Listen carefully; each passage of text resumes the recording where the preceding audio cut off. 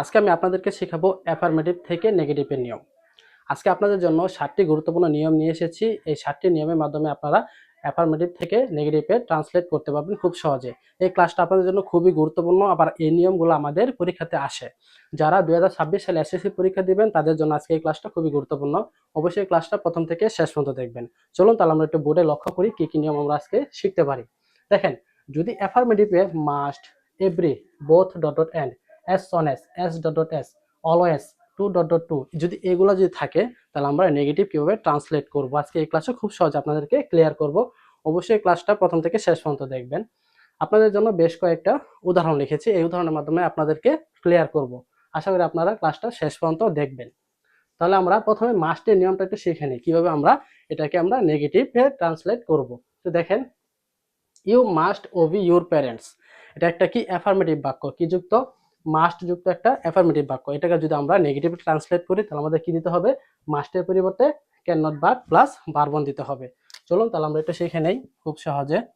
প্রথম সাবজেক্ট দিবেন ইউ, তারপরে কি দিবেন, মাস্টের পরিবর্তে আমরা কি ইউজ করব, can not but, can not but, তারপর আমাদের কি দিতে হবে, ভার্বন, ভার্বন এখানে ওভি, তারপর বাকি অংশ ইউর প্যারেন্টস। আশা করি মাস্টের নিয়মটা শিখতে পারছেন। এখন আমরা দেখব এভরি নিয়মটা। যদি অ্যাফার্মেটিভে যদি এভরি থাকে তার পরিবর্তে আমাদের কি দিতে হবে, there is no dot dot but.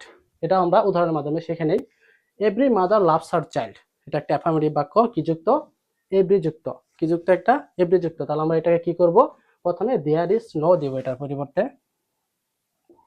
There is no. তারপর দেখেন একটা জিনিস, এই ডট ডটের জায়গায় আপনারা কি দিবেন, এভরি পরে যে ওয়ার্ডটা থাকবে, এভরি পরে যে ওয়ার্ডটা থাকে সেই ওয়ার্ডটা দিতে হবে। এখানে কি আছে, মাদার আছে, আমরা মাদার ইউজ করব। যদি এভরি বডি থাকে তাহলে আমরা এখানে ডটের জায়গায় কি ইউজ করব, বডিটা ইউজ করব। তারপর বাকি অংশ, তারপরে আমাদের কি দিতে হবে, বাট দিতে হবে। There is no dot dot but, তাহলে ডটের জায়গায় আমরা কি দিলাম, মাদার। তারপর আমরা কি মাদারের পরে অংশটুকু লিখে দেব, লাভস হার,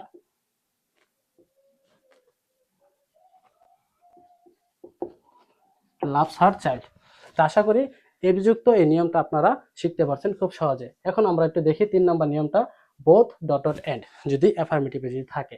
দেখেন, both Rakib and Akib were good friends, এটা একটা অ্যাফার্মেটিভ বাক্য, কি যুক্ত, বোথ ডট ডট এন্ড, ডটের জায়গায় কি হয়েছে, যে কোনো একটা ওয়ার্ড ইউজ হয়েছে, যেমন রাকিব। আচ্ছা, এটা পরিবর্তে আমরা কি করব, not only dot dot but also. একটু দেখেন, এই বোথের পরিবর্তে দেব কি, নট অনলি। তারপর আমরা এই ডটের জায়গায় কি দিব, বোথ অ্যান্ড, এর মাঝখানে যেটা থাকবে সেটা দিতে হবে। তারপর এই এন্ড এর পরিবর্তে দিতে হবে বাট অলসো, বাট অলসো। তারপর আমরা বাকি অংশ লিখে দেব, আকিব ওয়ার গুড ফ্রেন্ডস। তো আশা করি বোথ ডট ডট এন্ড এর নিয়মটা আপনারা শিখতে পারছেন। এখন আমরা দেখব অ্যাজ সন এস এর নিয়মটা। যদি অ্যাফার্মেটিভে যদি অ্যাজ সন এস যদি থাকে তাহলে আমরা নেগেটিভের সময় কি আমরা ইউজ করব, দেখি, no sooner had dot dot দেন, এটা পরিবর্তে আমরা কি ইউজ করব, no sooner had dot dot then use করব। দেখেন একটু, as soon as the thief saw the police he ran away, তাহলে এটা কি যুক্ত একটা, অ্যাজ সন এস যুক্ত একটা বাক্য, এটাকে আমরা কি করব, নেগেটিভে ট্রান্সলেট করব। তাহলে আমরা কি দিব, নো সোনার হ্যাড, এটা পরিবর্তে অ্যাজ সন এস পরিবর্তে কি দেব, no sooner, no sooner had. এখানে একটা জিনিস দেখেন, একটু লক্ষ্য করেন, নো সোনার হ্যাড, তারপর লিখবেন দ্য থিপ। এখানে দেখেন স ভার্ব টুতে আছে। আমরা কি জানি, হেডের পরে সবসময় কি হয়, ভার্বের 3 নাম্বার ফর্ম হয়, তাহলে আমাদের স 3 নাম্বার কি হবে, সিন। আশা করি বুঝতে পারছেন। তারপর যা আছে তা লিখবেন, দ্য পুলিশ। তারপর এই কমা জায়গায় আমাদের কি দিতে হবে, এই দেনটা দিতে হবে,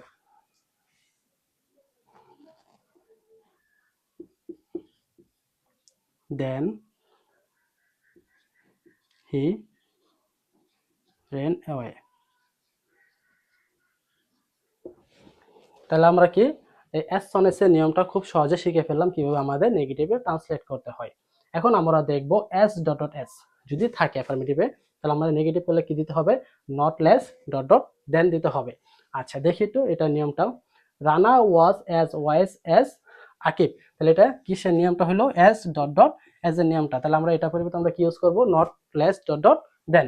তাহলে যা আছে তা লিখবো, রানা ওয়াজ অ্যাজ এর পরিবর্তে আমরা কি দেব, নট লেস, পরে ডটের জায়গায় আমরা কি দেবো, ওয়াইজ, তারপর এই অ্যাজ এর পরিবর্তে দেব দেন, তারপর যা আছে তা লিখবেন আকিব। তাহলে কি হলো, Rana was not less wise than Akib. তাহলে আমরা এটাকে অ্যাজ ডট অ্যাজ এর নিয়মটাকে কি করে ফেললাম, নেগেটিভ করে ফেললাম। এখন আমরা দেখি অলওয়েজ যুক্ত একটা যদি অ্যাফার্মেটিভ বাক্য যদি থাকে তাহলে আমরা নেগেটিভ করতে গেলে কি দিতে হবে, নেভার প্লাস বিপরীত শব্দ, নেভার প্লাস বিপরীত শব্দ। একটু দেখি তাহলে উদাহরণটা, I always agreed with you. এটা একটা অলওয়েজ যুক্ত একটা কি বাক্য, অ্যাফার্মেটিভ বাক্য। এটাকে আমরা কি নেগেটিভে ট্রান্সলেট করবো। একটু দেখেন, আই অলওয়েজ এর বলতে কি দিব, নেভার। তারপরে এখানে এগ্রিড বিপরীত শব্দ কি হবে, আমাদের বিপরীত শব্দ দিতে হবে ডিসএগ্রিড।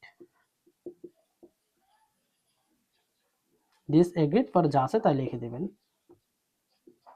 এটা আমাদের কি হয়ে গেল, নেগেটিভ হয়ে গেল। এখন ফাইনালি আমরা দেখব টু ডট ডট টু এর নিয়মটা। এটা যদি থাকে অ্যাফার্মেটিভে নেগেটিভ করতে গেলে আমাদের কি দিতে হবে, সো ডট ডট দ্যাট, তারপরে আমার দ্যাটের পরে সাবজেক্ট ইউজ করতে হবে, তারপর ক্যান নট অথবা কুড নট। এখানে একটা বিষয় আছে, এটা আপনাদেরকে খুব সহজে লক্ষ্য করতে হবে বা খুব সহজে বুঝতে হবে।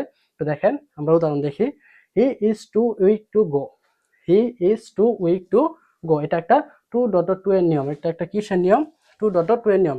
এটা যখন আমরা নেগেটিভ করব তখন আমাদের সো ডট ডট দ্যাট দিতে হবে, তারপর সাবজেক্ট, তারপর ক্যান নট অথবা কুড নট।